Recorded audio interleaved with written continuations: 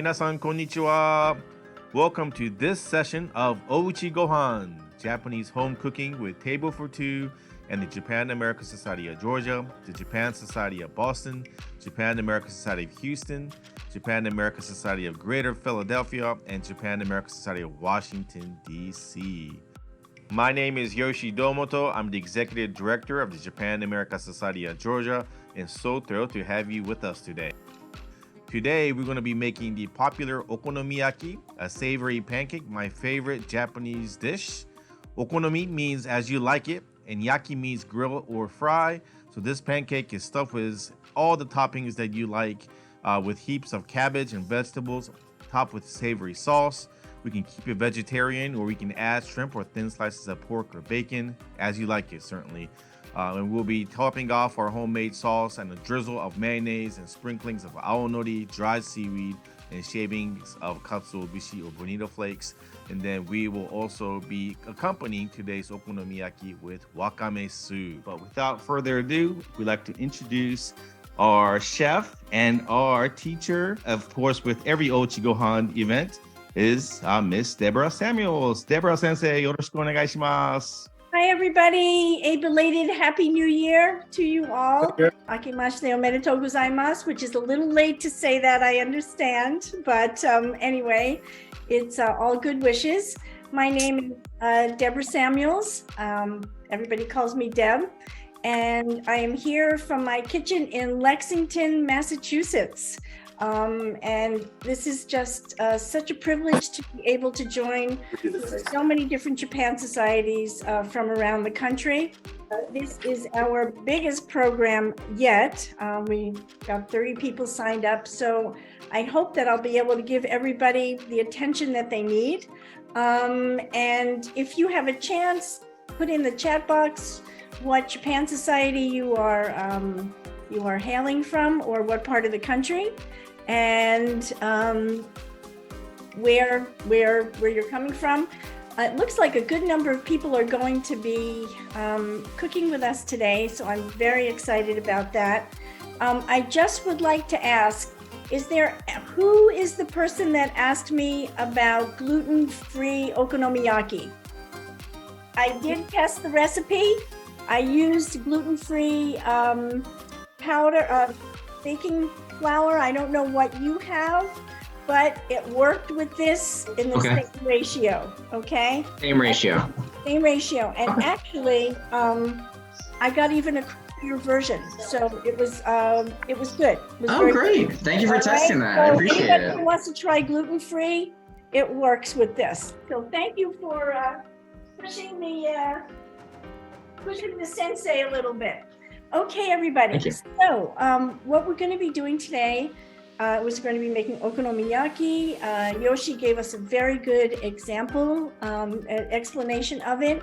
My first 10 minutes or so is a PowerPoint, which kind of places what kind of food this is in the Japanese cuisine pantheon. And we talk a little bit about where it comes from, and a little bit of the nutrition. Very often we have young families involved, and so we do a little bit about where this food is nutrition-wise, and so people understand what a wonderful, healthy food it is. And then we will spend most of the time cooking. And then afterwards, if you have any questions at all, I'd be happy to answer them. Yoshi's going to be fielding questions throughout the time here. I'm going to try to keep it to an hour, but it never works. So I hope you'll hang in there with me. Okay, so I think we're going to get started, and I'm going to share my screen. Welcome again to our Ouchi Gohan, first in 2023. Today we're making okonomiyaki with homemade sauce. I know a lot of you can buy the sauce, but some people who are in far-flung places can't. And anyway, it's always a good idea to know where this all the ingredients come from. So this is a very simple sauce to make. And then we are going to be making a simple wakame soup, something very light that goes well with this. All right. So, everybody, konnichiwa. Yeah, it's still konnichiwa. It's just dark here in Boston. Welcome to our Washoku program. I work with Table for Two, which is a organization that started in Japan and is here. The program is designed to help introduce Americans, whoever to Japanese cuisine, culture, and nutrition. And so very often we're in schools, we're online since the pandemic, which has actually been a really great thing. And not everybody knows Japan as well as you all probably do. So we teach kids how to say konnichiwa, which is good afternoon, and sensei, which is teacher in Japanese, which I'm sure you all know. Okay. Again, some people are not familiar with as Japan, excuse me, Japanese food as you are. And we always like to ask, what are some of your favorite Japanese dishes? What kinds of things do you know in Japan? Anybody just want to shout it out and see where they're placed? Somebody have a favorite food? I like unagi don a lot. Unagi don. Oh yeah, that's wonderful. Okay. Unagi is what? Eel. Eel. Okay, eel. So have you tried any of these dishes? Ramen. Of course, you all know ramen is now the new sushi. It's everywhere, pop-ups all over the United States. And we teach how to make that. So you'll see this group of food and we'll see what you think about it. Udon, also wheat noodles, but thicker. Anybody know takoyaki? Yeah, what is takoyaki? Octopus balls, right? Yep. Octopus balls, octopus fritters, however you want to say it. And actually very similar in flavor to okonomiyaki with similar types of toppings. What's this? Kare rice. Okay. You'll see that these foods are starting to have something in common. And yakisoba, fried noodles with all sorts of delicious vegetables on it. And today's okonomiyaki, our special pancake. So these foods all kind of have something in common. They're considered a class of food called BQ gourmet, or popular Japanese foods. And very often these popular foods come from somewhere else. Ramen from China, curry, India via the British, yakisoba also originally from China. So these foods travel and they become part of the culinary landscape, and they are made to taste good to the people of the host country. So let's see, food travels. Everybody knows what this is. Sushi, right? And this is kind of your original sushi roll. And this is American style sushi roll. It is known as California roll in Japan. Purists may not quite believe this is sushi, but it certainly is. And it was inspired and put together by a Japanese sushi chef here in the United States back in, I think, the 70s, when a lot of the ingredients that you would get in Japan are not available. And there's all sorts of lore about it, but food travel, this is just the point that I would like to make. And where it comes from is very often obvious, but sometimes not. So where does pizza come from? Make believe you're a 7-year-old child or 10-year-old child. Where does pizza come from, everybody? Actually, pizza was made in the U.S. Italy. Pizza's made in the U.S. Italy, right. But let's look at this pizza. All right, that is pepperoni pizza. That is pineapple pizza. And I will tell you that many Italians do not recognize this as pizza, but it is. It's American pizza. Food changes, it morphs, and it adapts to the tastes of the people that are enjoying it. And in Japan, there's pizza as well. Has anybody had Japanese pizza? with mayonnaise and corn and seaweed. Okay, so how did that happen? I'm not sure. But what it is, it's just showing that these foods, these popular foods, kind of take on the ingredients of the moment. So a lot of the foods that we love that are considered these popular foods are very high in sodium and salt. And when we talk to kids about this, we try to talk about how much salt you can have. And we never say, don't eat. We just like to keep people aware. So about 1900 to 2300 milligrams of sodium is just 1 teaspoon of salt. So if you ever looked at the package, back of the package of ramen, you know you've got your entire daily amount of salt in that bowl of ramen. So these are things that we just try to make people aware of. And the types of food that tend to be high in sodium are all the things we really like to eat. And we can eat, but just in moderation. Deli meats, pizza, hot dogs and potato chips and burritos. Again, you never say never, but always in moderation. So today we are making okonomiyaki.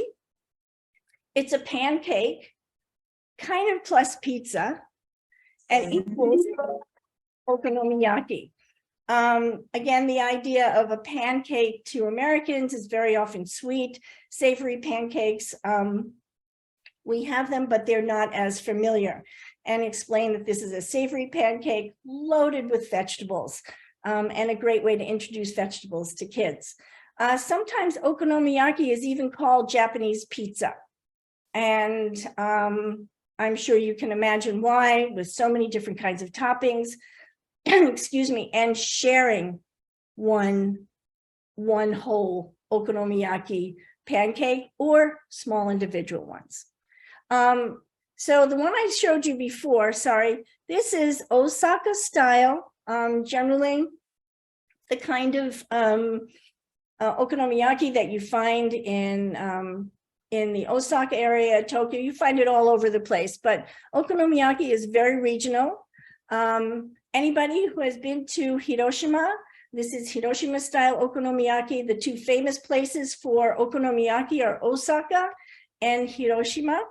And if everybody can see right inside the pancake there are noodles. Okay, that is made with noodles.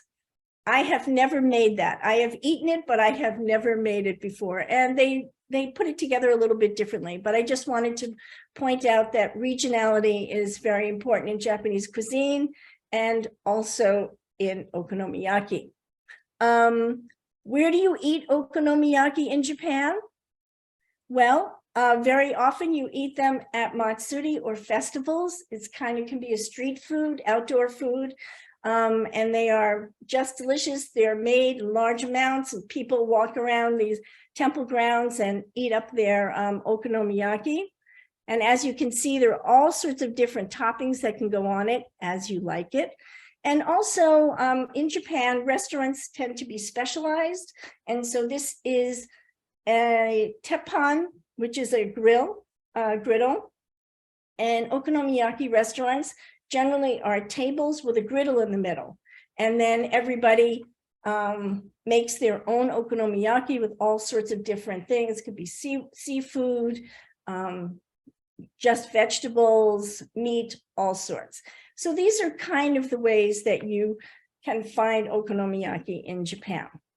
One of the concepts that we like to talk about when we talk about Japanese cuisine, there are so many different philosophies, but this is something that I like to equate with kazoku danran.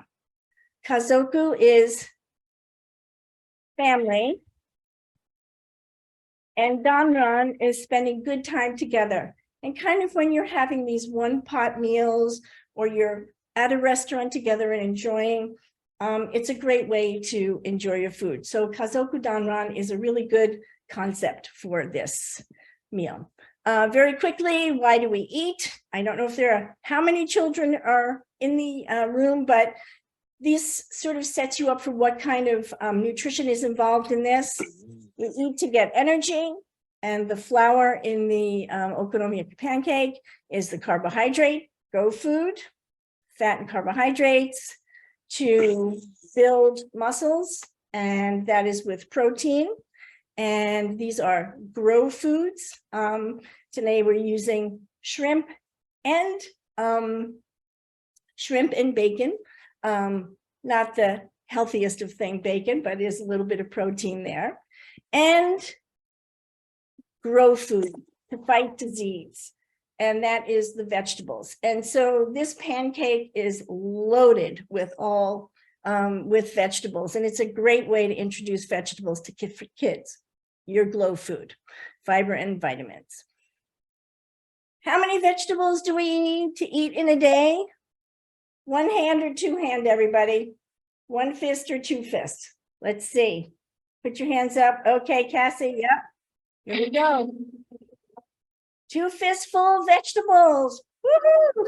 And as you can see in the instructions, there were 3 cups of cabbage in here. If you eat half of an okonomiyaki, you're probably going to get all your vegetables, but it's a great way to have your vegetables and get your nutrition too. So we are going to get ready to cook now. You are all at home. You all know what food allergies you have, but I just wanted to make sure that everybody knows what they're eating and everyone's okay with that. Make sure to wash your hands before we start cooking.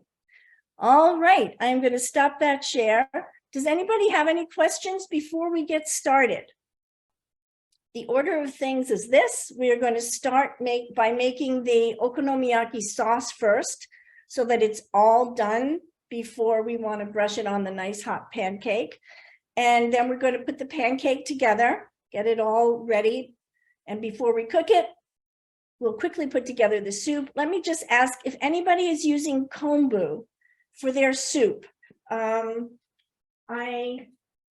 Instead of a dashi or anything, if you're using kombu, put your 4 cups of water together now and put this in the water. If you're using any of the other powders, don't worry about it, okay? All right. Now I'm going to switch my camera, share my screen so you can see what I'm doing and let the cooking begin. All right. So here we are. We're going to get our recipe together. I'm sure everybody knows okonomiyaki sauce. The flavor, it's sort of a Worcestershire sauce base. You kind of taste that. You can use tonkatsu sauce. It's sort of very similar. You might want to water it down a bit. You can also use a regular okonomiyaki sauce, which is Okudafuku has them, and it's very good. But your base kind of is Worcestershire sauce, ketchup, and an apple or apple juice. Okay, so let's get this going. You need 1/3 of a cup of ketchup in your bowl. All right. Now, the instructions for how much Worcestershire sauce to use is 1 to 2 tablespoons. I like 2 tablespoons, but I want you to put in 1 first, just to make sure you want to add more, okay? An important point here is when you're measuring, you do not want to measure over the bowl. If you slip, it's not a good thing. So measure your sauce. This is your tablespoon over another little dish. Okay, like that. And then add it to your bowl. Okay. And if you're using apple juice, you can put in, I'd say 3 tablespoons would be okay. If you're using a grated apple, which is what you see in these tonkatsu sauces, it's a fruit sauce. So there's usually some kind of grated apple or peach if you look at the ingredient list there. And interestingly, I think that Worcestershire sauce is probably gluten-free. It doesn't say it, but I didn't see, yes, okay, I got the Cassie thumbs up. And ingredient that I was so curious to see that was in there is tamarind, and which adds a little bit of a sour flavor to it, and probably the dark color. So now what I'm going to do is I'm just going to take a grater, an apple a grater here. You can use this one or this side, and then you're just going to grate the apple right into the sauce like that. I have not tried it. Nobody's asked me, but I don't know whether applesauce would work as well. I don't know. What do you think, Yuko-san, about the idea of applesauce? But just the fact that you're making it homemade is pretty impressive. Ah, look how easy it is, everybody. It's like 3 ingredients. All right. And you'll see it tastes really good. If you don't have any of these, and you know, sometimes we will tell people they can use barbecue sauce, they can just use ketchup. Oops, I'm sorry for this glare thing there. But once you've done this, you're done and ready to set it aside. Okay, see how that nice pile of grated apple is there? You don't have to peel it. You can just right there. So I want to make sure everybody is with me. Sometimes I know. Does it matter what kind of apples do you use? Like, you know, Fuji apples, Granny Smith, there's Honeycrisp. I would go for the sweeter apple. Sweeter the better? I avoided the Granny Smith because it's a little bit more sour. So I'm going for sweet apple. I think I have an Empire here, or I can't remember, or Fuji, something on the sweet side. I'd probably avoid Max, but if that's all you have, then go ahead and use it. Okay, so that is done. If anybody else makes their own okonomiyaki sauce and they have some other tips, we'd love to hear them. Let me just put this aside. And, you know, as with most things that require multiple ingredients or steps, it's a very good idea to just have everything prepared and ready to go and set up so that when you are, when you need it, it's there for you. Okay, so now I want you to taste the sauce. Okay, there. Yummy. Okay, I like that. If it's a little strong for you, you can add water. I have put 1 tablespoon of Worcestershire sauce in there.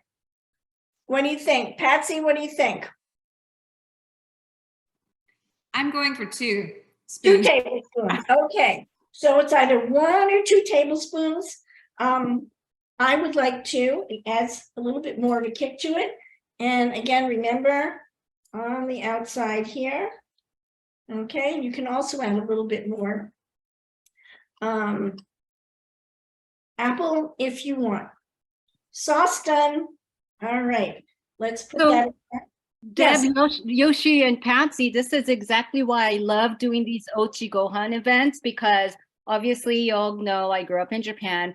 My aunt and my cousins lived in Osaka. So I grew up with a lot of okonomiyaki, both at my house, at restaurants. I'm sure the restaurants make their own, but my friends' parents, I've never seen anybody make okonomiyaki sauce homemade. So Oh, everybody okay. here, you'll have something to be proud of. When you ever talk to anybody Japanese, you can say, I know how to make my own okonomiyaki sauce. It's something you should be proud of. At least Yeah. you know what goes into it. One of the reasons we do this is because we're working with people all over the country, and we want people to feel that this is accessible food so that they can do it on their own. Not everybody is as lucky as we are that have, here in Boston, we've got so many Asian grocers, but now everything's available online. All right, everybody, we are now moving over to making our okonomiyaki pancake and batter. I am not sure what everybody has done, but did anybody buy the coleslaw? Coleslaw, yes. Okay, this makes it Yes, super easy to do, very accessible to people. And again, accessibility is the name of the game for us, so that people feel that they can do this. It's a great way to get a little bit of color in there. But so I just wanted to show you that that's available. I'm going to be using my cut up cabbage today. So I have about 3 cups of cabbage already cut up. Is everybody ready? I see the Cassie Willis group there has it.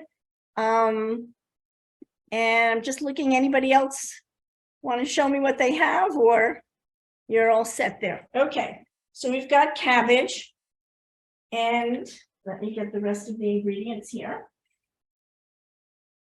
The pancake has 2 parts, the batter and the filling. Okay, so we're going to just get the vegetables ready first. I don't know if anyone has already cut them up, but I will just quickly do it so that I can show you just a couple of methods. You can also buy shredded carrots in the store, which is another great innovation. I've got my half a pepper just for color. And again, okonomi, as you like it, however you want to do this is great. And I've got scallions and carrots here to cut. Okay. I have every piece of equipment known to man here, so I'll just show you my carrot shredder. It's very cool and great for shredding lots of carrots. Whoops. Let's see if you can make sure you can see what I'm doing here. Okay, that's one way to do it. And another way, just using one thing, and this shreds up the carrots nicely.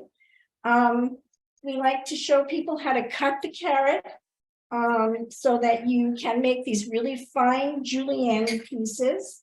And I will show you that. You cut the carrot on an extreme bias. All right, very thin on an extreme bias.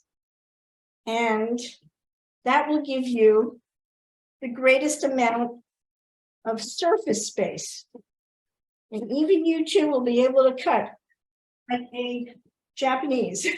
You do this. And then what I do is just stack vegetables like that. All right, let me down a little bit. And as you can see, I'll just do it with 2. You can very easily control how big you make these shreds. See that? Okay, that's pretty easy. I don't know if everybody's cut their carrots, but if you haven't, that there. If anybody is working with children, this is a great thing to do with them, but carrots that are very hard and you don't want anybody to hurt themselves. So when I do it with kids, I cut them in the on the same shape, but I microwave them for about a minute so that they're soft. And this is very simple for a child to do now. Of course, not with this knife. They can do this with a regular table knife. And now this is very good. You do not need to cook these vegetables to make it part of the pancake. But if you want your kids to help and they're younger, this is a great little trick for that. Okay. So I guess you want to avoid baby carrots, is that right? I mean, that'd be harder to. baby carrots would be very hard to do. You're not chunking them. If you can see what we're doing here, what's going on? Same shape, almost the same width and thickness because they've got to cook together. Okay, so you really want to make sure that you're able to do this and have everything kind of be the same thing. This is not a chunky dish because you're cooking this in a batter. All right, I'm just going to quickly go through the rest of these and I hope everybody's following along with me. Does anybody have any questions or any of their own tips on how to cook that? I mean, look at that. That's julienne. That's a pretty easy way to do carrots. The next thing we're going to do is to cut the red pepper, again in strips. Got a lot of vitamin C going on here. All right. So I've got a red pepper and I just removed the membrane. All right. You want to try to use a flat surface as much as you can. It's very slippy to cut on the skin side. So I will cut on the, Deborah, we have a question in the chat box on how much shredded carrot should we use if people bought it as kind of pre-shredded in a package? okay, I would say about a cup, just a little under a cup. Okay, good question. Thank you for asking that. And it's always tough when you've got a recipe. 1 carrot, is that like a big carrot or a medium carrot? So thank you for asking that question. And we're just going to cut up the peppers in shreds as well. All right. We're thinking about a cup of peppers as well, or about a cup for each? I think I said a quarter of a pepper. I don't know if people can buy peppers, but I used a quarter of a pepper. And I would say that that's left. It's not a cup. It's probably a little bit less, like a 3/4 of a cup. But again, good question. So I've just used this. Now this one is a little bit large. Here it's a little thick. I might cut it down here to get a little bit of a thinner thing. Deborah, we have another question. Now going back to the soup and the kombu. Yes. Kombu, were people supposed to just soak it or were they supposed to simmer it? Soak it. Just soak. Just soak the kombu. Soak. You only soak first for 20 minutes. And by the time we get to it, it'll be soaked. Anybody that's using a powder like a kombu dashi powder, or the hondashi, which is the katsuo powder, that we do when we heat the soup. Okay, so we're almost ready now. Just let me finish up here. I may have a little bit less than you do, but I just want to be able to get everything going for you. Okay. Does anybody put anything else in their okonomiyaki? What else goes in that you like? Anything else? In terms of vegetables? My dad is actually from Osaka too, so I grew up with him cooking okonomiyaki a lot. He was more of a meat person, so the only vegetables he used was really cabbage and scallions, and then everything else was basically meat. But that was in Japan. When we moved to the States, he tried to kind of use some different ingredients. So he used a lot of different vegetables when we moved to the US, including broccoli and some other very, very unique. Shouldn't usually use that, and I guess too much in traditional Japanese okonomiyaki, right? So, but right. But again, this is the whole point. Food travels. You use what you have available to you, and that's what your dad had available, and maybe trying to give you guys some vegetables. All right, we've got our scallions here. We'll just move this out of the way. And let me do a quick brief wash. The scallions ready. Okay.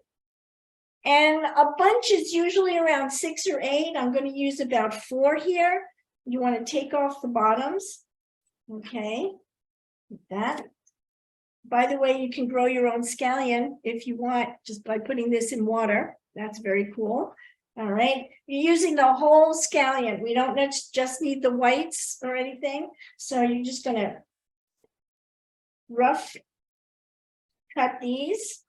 And so other pancakes like the Korean scallion pancakes, this is not quite like that. Or the Chinese also with scallion pancakes, the pajeon is the Korean pancake with lots of different vegetables and things in it.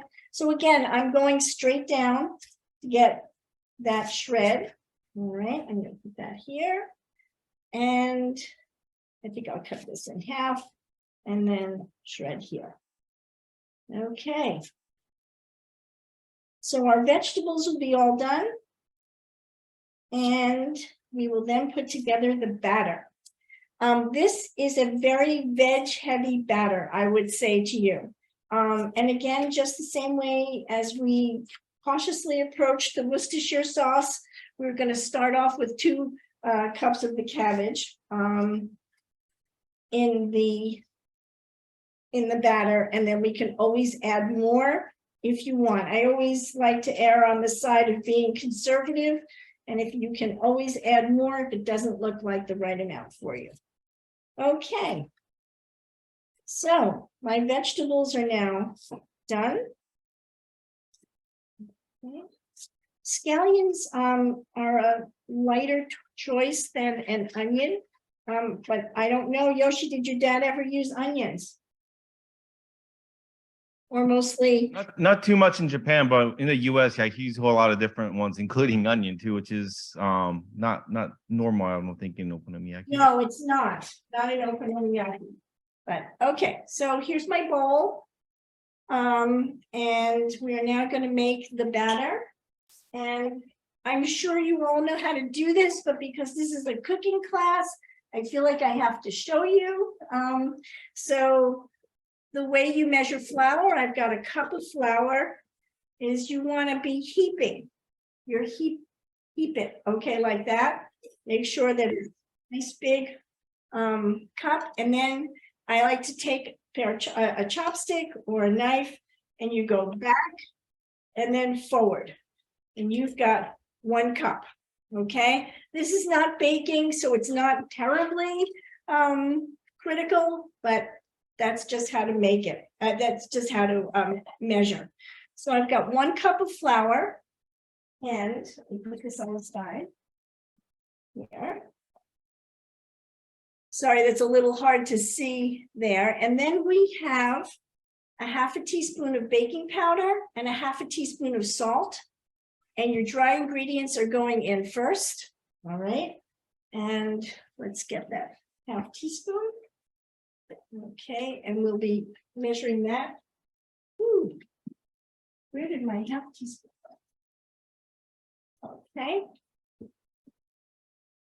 1/2 teaspoon of baking powder.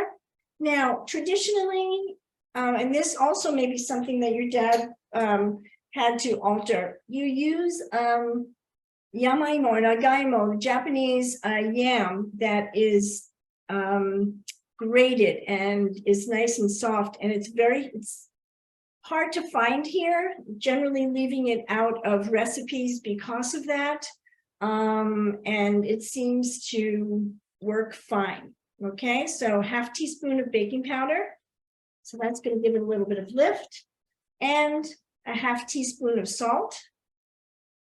Okay, got it, and down like that. And let's just mix this together. And I put in the ingredients that it's 3/4 of a cup of water, okay? You may use a little bit more. We'll see how that goes. But for now, that's what I've started with. And we've got 2 eggs, okay? I'm just going to mix this all together. So I'm starting out with my 3/4 of a cup of water. Right in here. Is everybody with me? I don't want to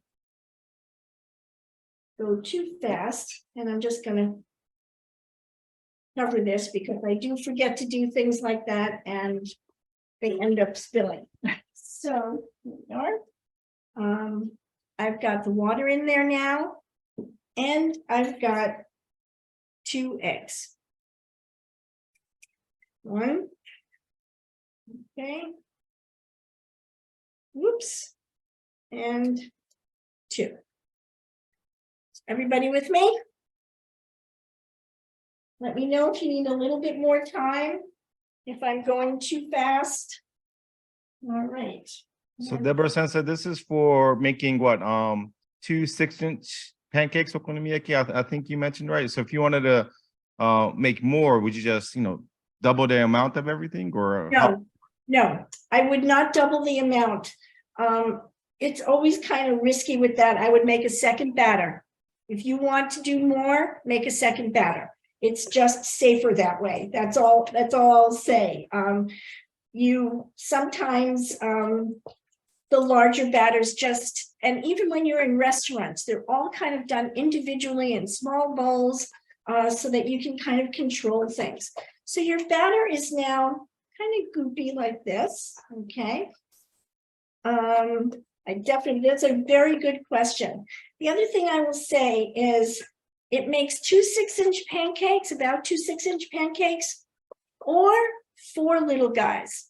And if you're making this for the first time, or if there are 4 people who are going to eat, maybe you want to do individual pancakes. So this can be 4. You can also make 4 little ones, about like 4-inch ones. Deborah, since just real quick, we have another question in the chat box. But how much baking powder was it again?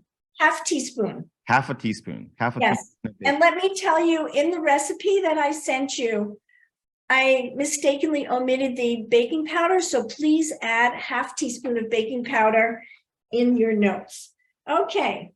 Batter up, batter ready. And now what we're going to do is just start to add our ingredients, our vegetables. Okay. It may look like a lot of vegetables, but you also know that vegetables contain a lot of water.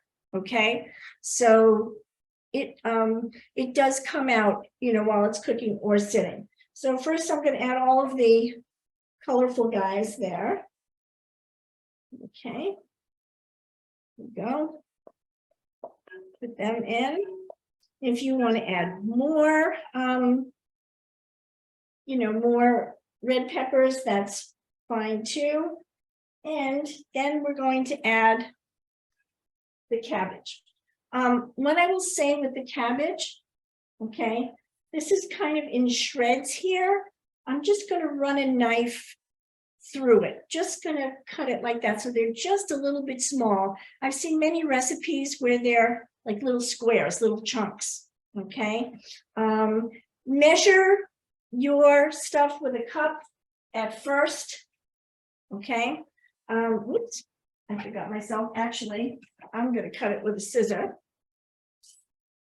which is a tool that you find in most Korean kitchens, and it is so helpful. Okay, a lot better than a knife. Okay, so let's see what it looks like after we put in 2 cups.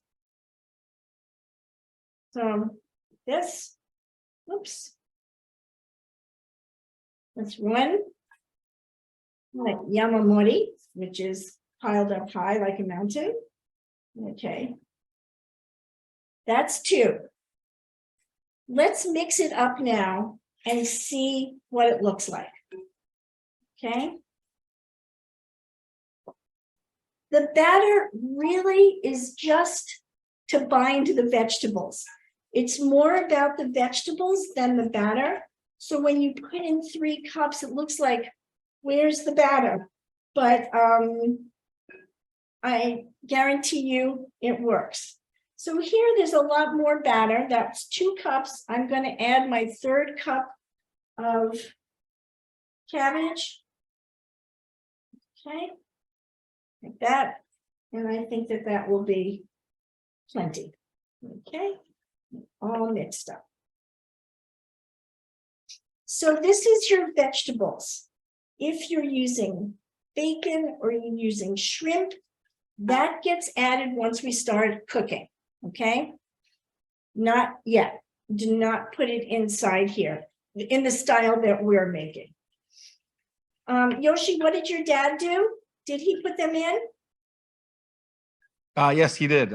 And you're exactly right. He did use the yamaimo or the Japanese yam to kind of make it a little bit more kind of thicker and kind of stick everything together for sure. Right. Was he able to find one here? He was, yeah. When we first moved to the States, it was all places North Carolina, but we did have a local Japanese grocery store that carried it. So oh, that's great. Yeah. I can find them here in Boston, but they're like $17 for one big giant one. And it's like, oh my goodness, that is a little hard for me to swallow. Sometimes I'll buy them in a Japanese market. You can get smaller ones and it's like $4 or $5, $5 or $6. But anyway, can everybody see now kind of the thickness of my batter and the amount? It's almost, there's more vegetables than batter. That's what you want, okay? You cannot make this in the morning to cook later on because the water leaches out, okay? We're just leaving it on the side now for a minute just so we can get the soup going, okay? So I'm just going to put this on the side. Is everybody with me? Thumbs up? Yes? No? All right, cool. I don't want to be speeding along with you. But now you can see the batter and exactly what it's supposed to look like. Okay, so I'm going to set this aside. And I remember where I'm putting it. Okay, put this over here. If you'll just bear with me for a minute so I can clean my space. So Deb, while you're cleaning your space, just to share a little variation of an okonomiyaki, when my husband's PCP told him that he has to lose 10 pounds because his hot cholesterol was, over the roof, he used okara powder. Okara powder, he got it from Amazon instead of white flour, because okara is that thing that you get after you make tofu, and they sell it in powder format. So he used that instead of white flour. Wow. That healthy too, because it's tofu, soybean, right? Tofu. Yeah. I wonder how that chemically would work as a flour in this. So he used egg as a binding instead, because okara powder is really dry, right? Much drier. And water, obviously. No water, just egg. And it turns out, very similar. Obviously, I like the white flour, regular flour okonomiyaki, right, Yoshi? I see your smile on, like, I hope you agree with me. I like I didn't have to lose weight, so I would go with the regular white flour, but it tasted pretty good, much lower in calorie. Wow. Okay, that is good. I'm going to look for that. I'm actually going to try that. I'm now intrigued. Okay, so everybody saw the kombu that I had before. This is like sort of a dashi kombu. This is used to make stock. If you're a vegetarian, this is a very simple way to make a delicious soup stock. It's a lot of minerality in terms of the flavor. And really what you're doing is just putting it in a pot like this. I don't know if people have used it before, but you're putting it in a pot, you're letting it soak, and now we're going to turn the heat on to medium.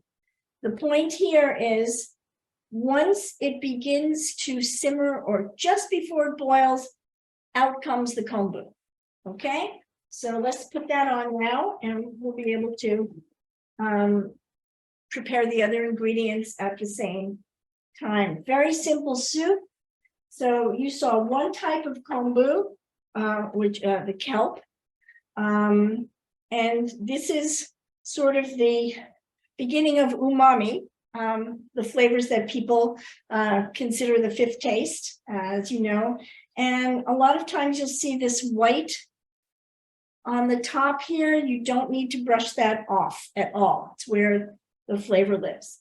So the second type of seaweed we're using is wakame, and also a sea vegetable. A lot of vegetables tonight. And as many of you know, this expands dramatically. So I think I say 1 to 2 tablespoons in here. I've put in 2 tablespoons because there's really not much else in the soup itself. The wakame, it looks very little now, but it comes up into like big pieces like that. It'll shred. So what I'm doing is I'm just going to just break it up just a little bit with my fingers like this. Okay. You can use any kind of mushroom that you want. I've got shiitake mushrooms here. That's a quick question. Yes. So we were unable to find the wakame. They only had nori, unfortunately. So I don't know if there's any way to, make that work. That's an interesting idea because a lot of times with nori, and I'll have my Japanese colleagues here tell me what you think about it. When I have nori that is old, I make like a nori jam with it, and I put soy sauce and mirin and sake on it, and it gets all nice and wet. What do you guys think if he cuts up that that nori. I don't know what's going to happen. What do you think?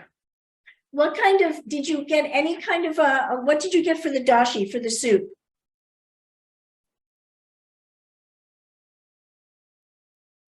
Oh, sorry, handashi.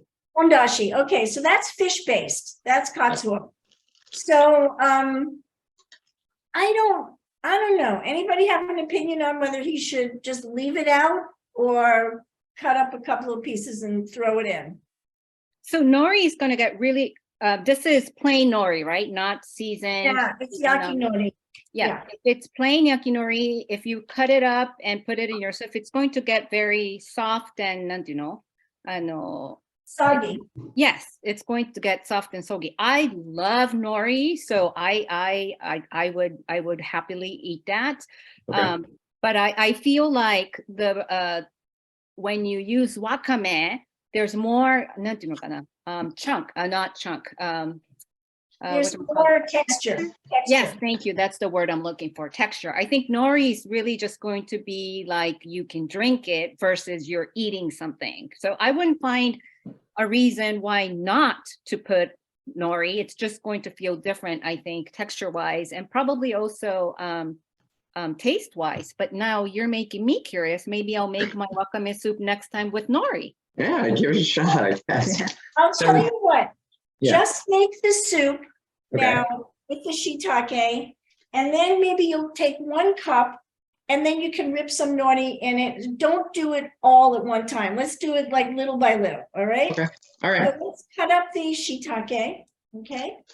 Yeah, I was about to say maybe do it after you make the soup, like ochazuke. You put cut up nori on top of the rice and the tea. Which Yes. is part of the ochazuke dish, right? Exactly, like ochazuke, yeah. very good. Exactly, that's a very good point. I'm just having you see my, Thank you for that. all right. So the soup is starting to bubble, all right, not quite ready yet. I'm gonna cut this up. And for the scallions, whoops, this way. I'm going to kind of cut them in a chevron like this, okay? And it just looks nice in the soup, and it's got a nice feel to it, okay? And this soup does not take a lot of time or anything. It's really just at the very end is when you're adding the flavorings, all right? Like that, I've got all this ready here. And in fact, what we're going to do is when we add everything, we're going to turn the soup off and we'll just let it sit for just a little bit while we get the pancake ready. All right, and if you're using kombu, it should almost be ready to come out now. All right, get my chopsticks. And you do not have to throw this out. You can use this, reuse this again. When they make regular dashi soup with katsuo and kombu, they'll make the first round, which is ichiban dashi, and that's got the stronger flavor. And then when they take it out and put it on the side, you can make another dashi, which is niban dashi, and it's got a slightly weaker flavor to it.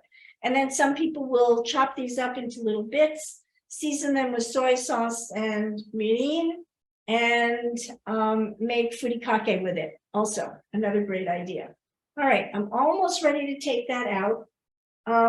This is not going to be overly strong. If anybody's using hondashi, just bring your water up to almost a boil. Is anybody using these packets of, whoops, the kombu dashi? Did anybody get that? Yes, I see somebody did get that. Okay, so when you bring that up to a boil, that's when you're going to add those. And what did I do with my plate here? Okay. All right. Out comes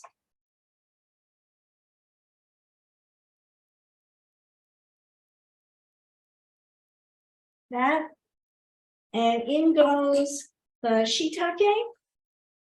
Okay, shiitake cooked first for about 2 or 3 minutes. Right. Like that. This is not a strong flavored soup. I'm not using miso tonight because okonomiyaki has got a heavy flavor to it. So we don't need that. One more, a little bit like this. Okay. I think I shared this story in another Ochigohan series, but a little story about kombu. Yes. I grew up being told that kombu is really good for hair health, Yes. right? And my dad, who is 82 this year, he always tells me the story about his childhood friend who owns, his family is a kombu store.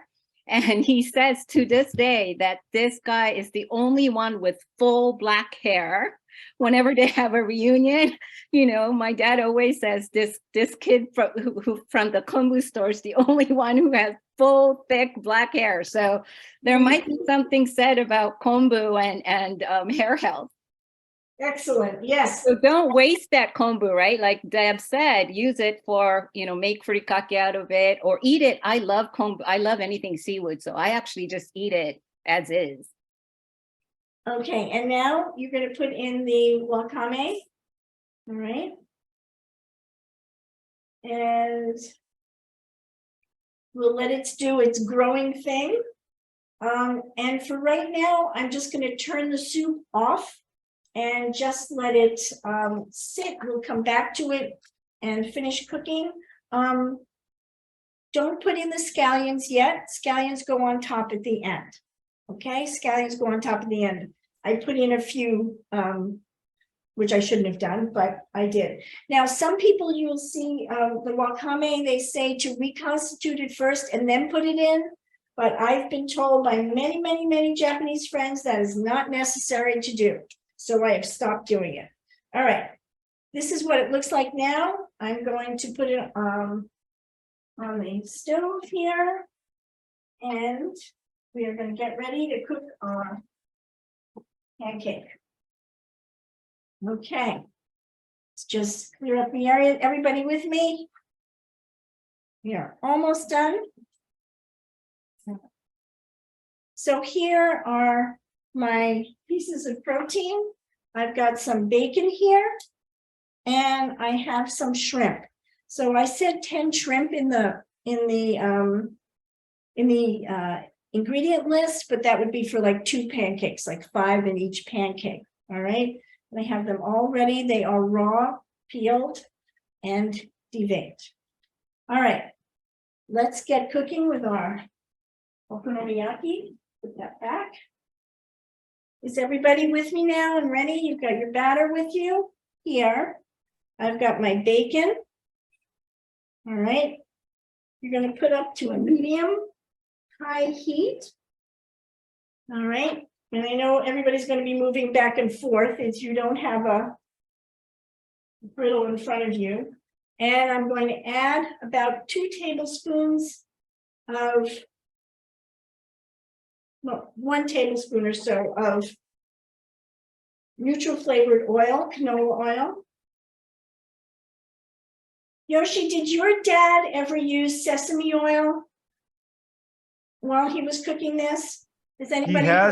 He has before, but he used regular canola oil more than anything else, I think. Okay, so you want this to get hot. This is the key with any pancake that you make. You want it to be hot, the pan to be hot in order for things to start cooking well and not get soggy. And also, just like making pancakes, you know, the first one you make is not always as successful as the successive ones.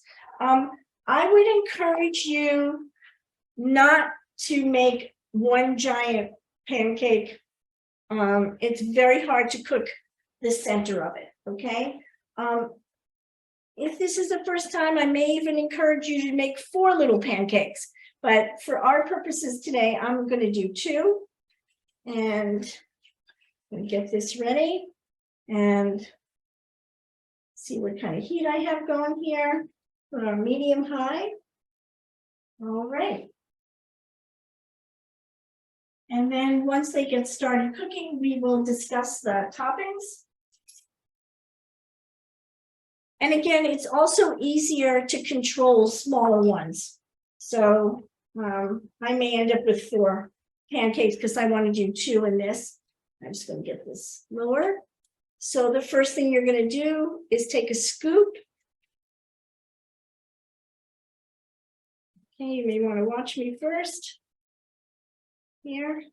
And do not be afraid of the oil, okay? Do not be afraid of the oil. You want the pancake to be mounded. You don't want it flat, okay? So I am making smaller ones just to have it be able to fit in 2 of this on the pan, okay? And another one going here.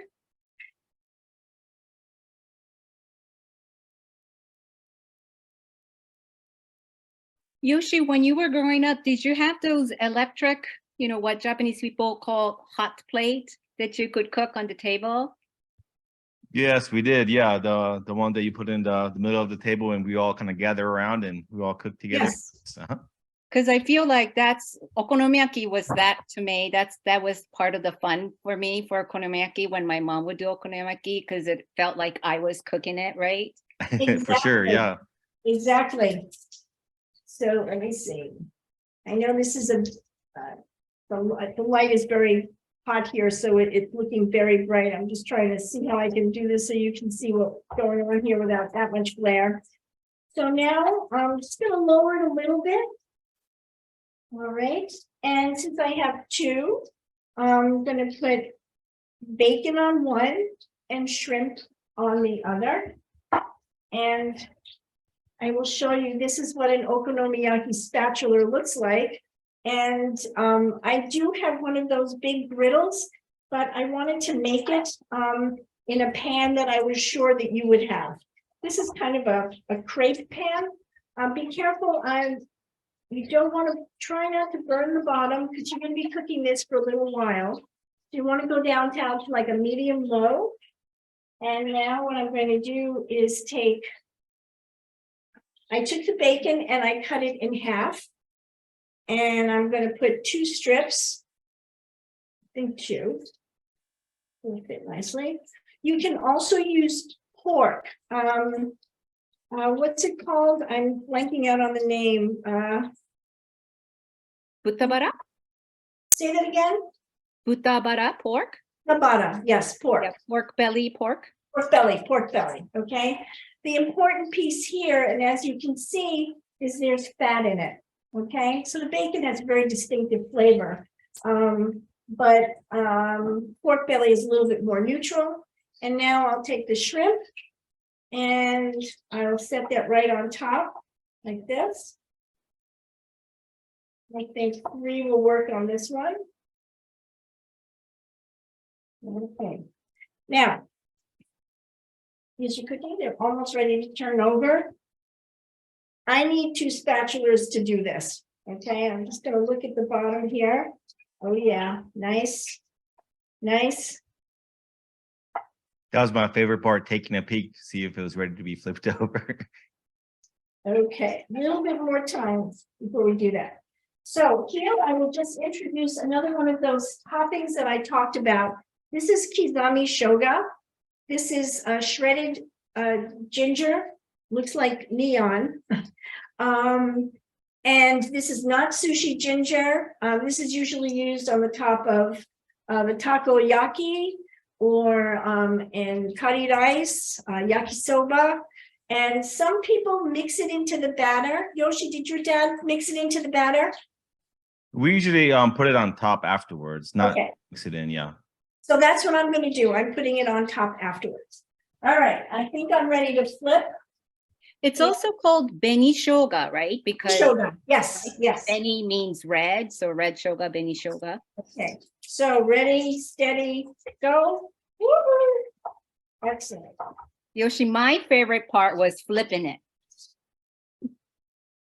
You're a better person than I am because I always messed up flipping it. So I would never get to do that once I messed it up one time. So I think my mom made Everybody- sure that they're small so that even if I mess up. That's why I do the small ones, because I can flip them and not embarrass myself. So here we go. And Definitely. You earlier on, you said you have all sorts of utensils, right? It's Yes. that okonomiyaki spatula. Yeah. It's like, wow, you have that in your house. That's amazing. I do. I have 4 of them and I could only find one. So that's how much stuff I have. Anyway, all right. So this is cooking now. And what we're going to do is flip it a couple of times. Can everybody can you tell me what you're using on top of it? Is anybody using shrimp or bacon or pork or nothing? What are you guys using? I'm using bacon. Bacon. I'm Also using shrimp. bacon. Bacon? Nothing. Nothing. Anybody using shrimp? I'm using shrimp. You're using shrimp. Okay, excellent. All right. So while this is cooking, and we can't ignore it. But mine doesn't look like it's so ready to turn just yet. Okay. This is not science. This is, experience. And so if you're not ready to turn it, don't turn it. Okay, just leave it until you feel like you're ready to turn it. And you're going to flip it back and forth a couple of times. One of the things I don't want you to do is don't really flatten it too much. You can just very lightly do that. Okay. And yeah. Okay. So let me see if this is ready to go over. Nope. And no. All right. So we're not ready. So while this is cooking, I'm going to show you the toppings. Oh, this is the, I have a little package of otafuku sauce before. So you can see the brown here. And the ingredients, water, sugar, soy sauce, tomato paste, what else? Vinegar, raisin juice, molasses, apple puree. Just all a bunch of different things in here that go to make it that like really interesting savory flavor. All right, now I'm going to bring over.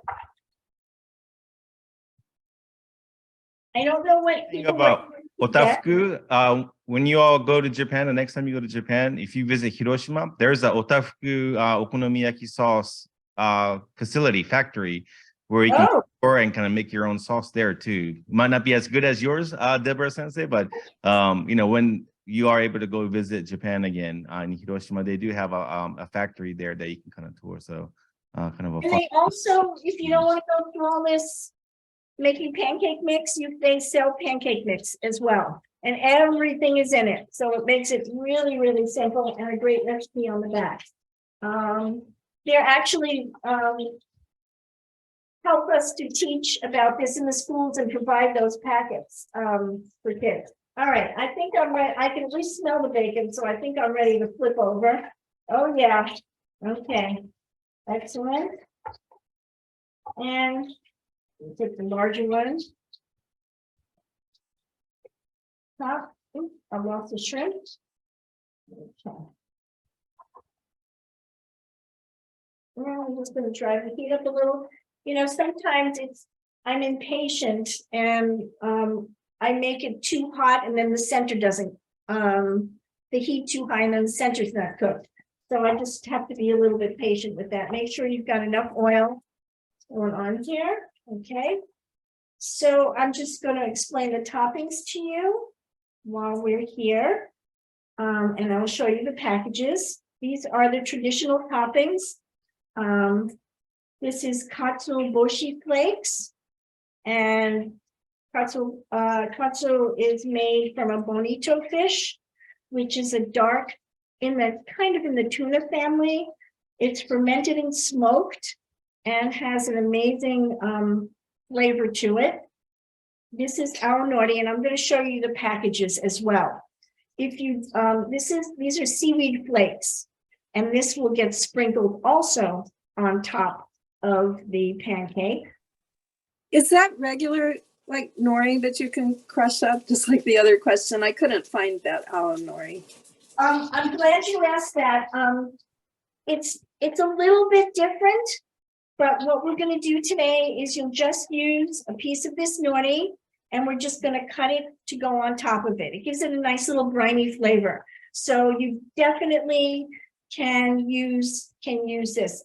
And you can see, you know, how when you don't have all the ingredients, you can still make it. Either you don't use it or you add something else, okay? So this is much more available. And I'm just gonna show you the packages so you know what they look like. And you can get these online. This is ao nori. It's just called seaweed flakes, but it is different. It's kind of different than the yaki nori, okay? This is one of the types of packages that you have for the katsuo. They're calling it skipjack tuna. So it's in that family, dark flesh bonito. And I've got the large ones here. You can buy little small packages as well. This is also something the way katsuo flakes would come. All right. And then we have the mayo. Oops. That's the same time. Okay. I'm using Kewpie mayo today, but you can use any kind of mayo that you want. And I'll show you how it all runs together. Okay, let's turn over the pancake again.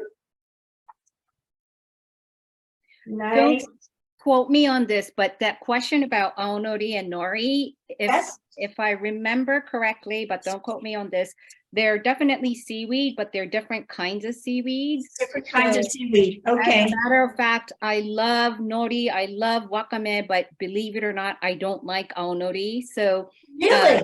yeah, I really don't like ao nori. So as a matter of fact, if you couldn't get ao nori, you will be making okonomiyaki that I love, because I avoid ao nori on my okonomiyaki. So interesting. All right, we are almost ready. How's everybody's pancake going? Any other questions? Lauren, I hear you. I see your mouth moving, but I can't hear you. How's it going? Nope, you're on mute. You're on mute. It's crispy. Crispy good. Crispy good. Okay. I turned mine over a second time and the bottom of it wasn't really cooked again. So Keep going. Keep flipping it, right? Yeah. Keep flipping it. okay. Back and forth until you get kind of a nice brownish look to it. Like Yep. What about you, Team Cassie? You had the gluten-free okonomiyaki, right? How's that coming along? Besides the smoke alarm, 1 second. I'll show you guys. Yeah, let's see what's happening.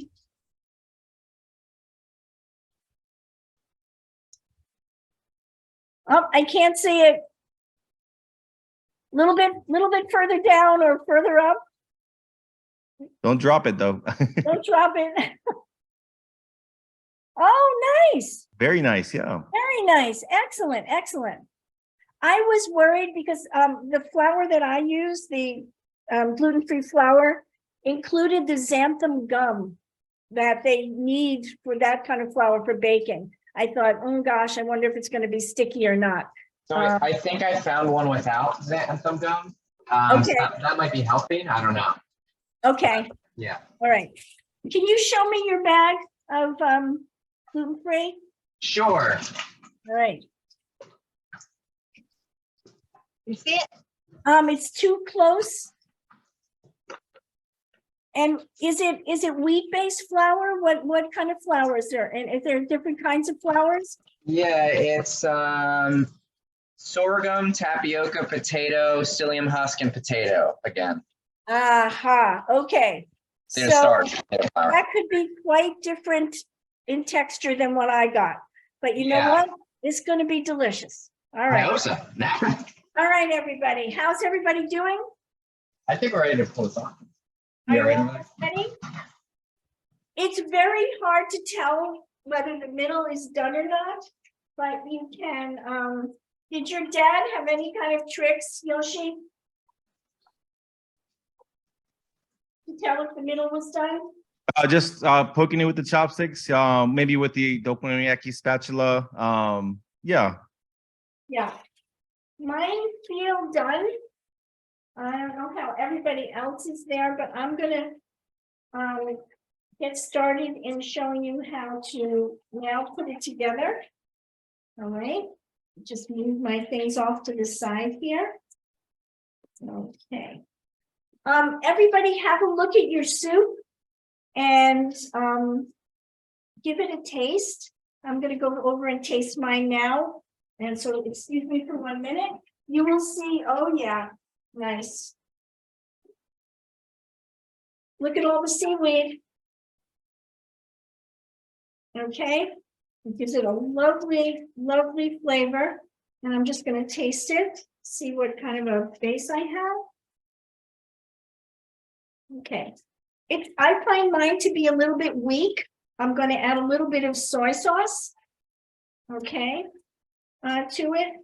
And I know it's not Japanese, but you can add a little sesame oil too, which is a more Korean flavor, but I'm going to put in a little bit of soy sauce now. And going to put it on the spoon. And getting back to, how you were saying you used to put the wakame in water before you put it in soup. Yes. One of the reasons why people would do that instead of just putting into the soup itself is some kanso wakame, some of those dry wakame can be salty because they dry up a salted wakame. So people who are watching their salt intake, for like people who have high blood pressure, they would want to return it to the wakame in water to throw away the water to get rid of some of the salt. Oh, that is very good to know. I didn't know that. In this case, I was looking for a little bit more saltiness. The last time I made this, I made it with kombu dashi. And this time I just made it with the strip, which is an interesting contrast. All right.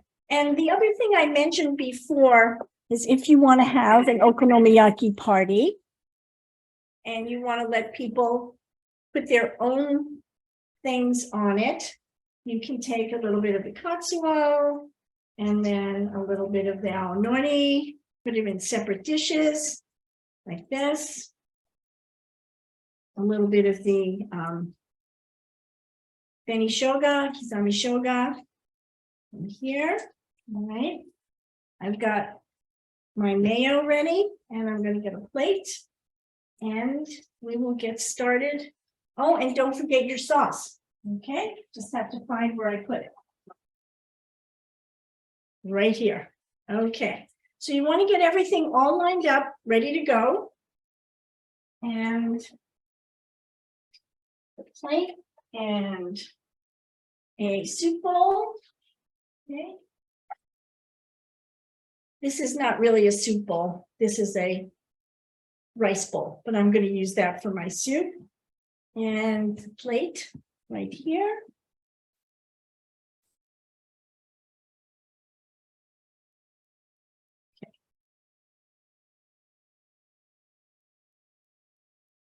Okay. And I'll put the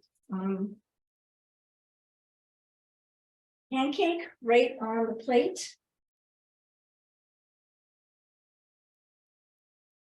Like that.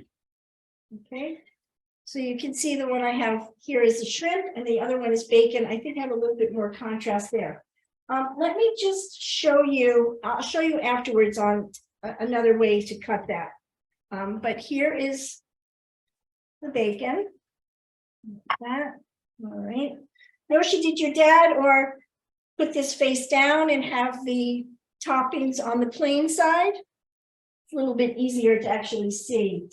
For that. Yeah, usually we had it on the bottom side and the top was the kind of the more plain side. Yeah. But either way, I mean, okonomi means as you like it, right? So exactly as you like it. So we're ready to now put this together. All right. And again, if you're doing this with kids, it also is kind of important to let them make the choices, especially if they're going to be eating things that they haven't had before. This is always a wise thing for a parent to do, as I'm sure you all know. Okay, so the first thing that goes down is your okonomiyaki sauce, like this. And if you're not ready to do this and you're still cooking, no problem. So you put your sauce on first, like this. Okay. And what was your dad's? Did he have a method to his madness? Did he have a particular way that he did it, Yoshi?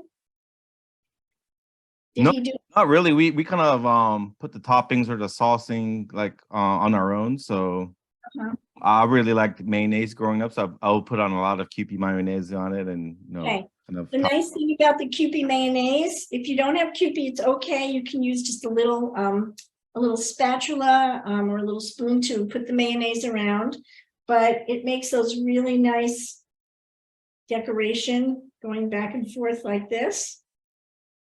Okay, and one of those food styling tips or something, if you want to drag the back of a knife through it, you'll get those really cool little indentations, make it look like a professional. Woohoo, that worked. Okay. And then you just go to town. And I love aonori. So I'm gonna put that on, and you'll see what happens when we put on the katsuo. This is really fun. When you put on the katsuo flakes like this, they start to move around from the heat. Can everybody see that? They're moving on their own. That's a really fun thing to observe. And then I'll put a little of the beni shoga on the top there like that. This may not be enough sauce for some people. You can slather it on, but I'd like you to be able to taste how it all the different ingredients first. So a little bit less sauce, and maybe you can use some dipping on the side. Okay. And I'm going to show you, so for an individual one, you can pull it apart with chopsticks. When they have a big one at the restaurant, or if you're going to be sharing it very often, it will be cut like a grid. Let's turn that over like that, and I'll just show you. And so this is the way people enjoy it together, and everybody will have a chopstick and they'll take a piece. So they're cutting it into like 9 pieces. This is a little bit small for 9, but they would cut it down like this. Let's get a look inside. Okay, it cooked. Yay. And then cut it again and then into squares. But this, I made a small one. It's a little bit too small to cut up like that. Usually when they have large ones, they will do that. How did your dad and what was his method, Yoshi? Yeah, we made kind of personal ones. I think so. They were a little bit smaller side, so that we could kind of top it however we wanted and kind of serve it individually. Okay. And did you use chopsticks or a fork? Yep, all chopsticks. All chopsticks. Yeah. Okay. All right. So here is the okonomiyaki pancake. And now I'm just going to put some soup in the bowl and put that together so we can have our itadakimasu.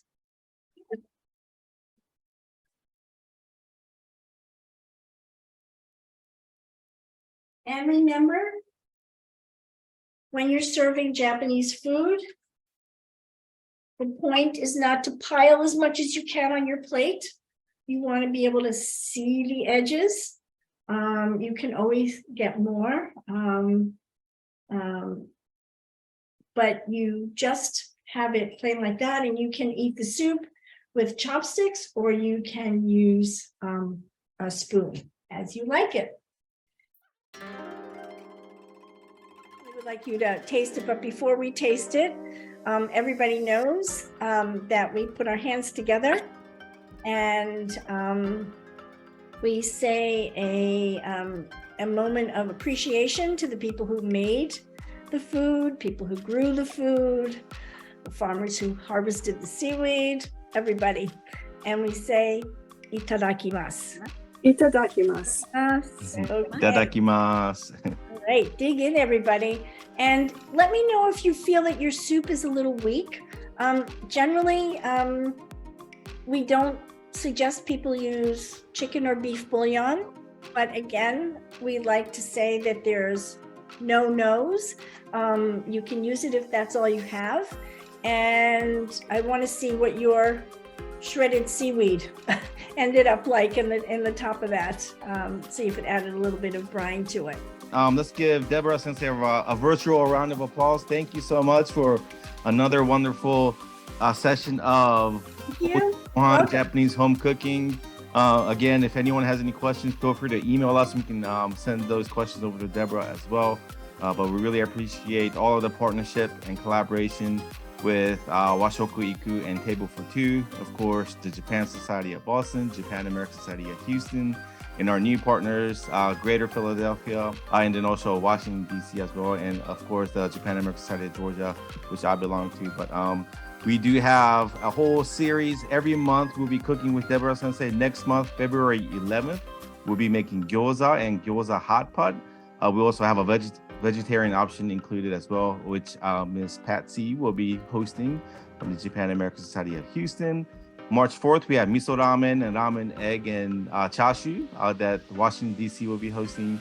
And then April, chirashi sushi that Philadelphia will be hosting. And then May and June, we have sanshoku gohan with soup, and then dorayaki 3 ways and matcha latte too. So lots of great dishes coming up. But definitely join us February 11th, about a month from today, gyoza and gyoza hot pot. So tune in next time for Ouchi Gohan, Japanese home cooking with Washoku Iku, Table for Two. Thank you, Emily. Take care. Thank you. Bye-bye, everyone. Bye, everyone.